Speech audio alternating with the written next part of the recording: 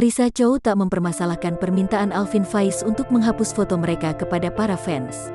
Ia memaklumi permintaan Alvin itu, sebab saat ini Alvin sudah memiliki istri baru yakni Henny Rahman.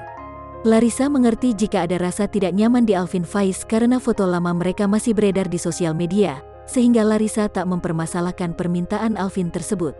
Ia gak apa-apa, mungkin karena sudah punya pasangan juga jadi menghargai pasangannya yang sekarang, kata Larissa Chow di kawasan BSD, Tangerang Selatan, Senin, tanggal 18 Oktober tahun 2021.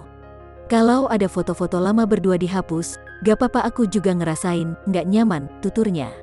Larissa juga mulai memberikan penjelasan pada putranya bahwa ia punya ibu baru.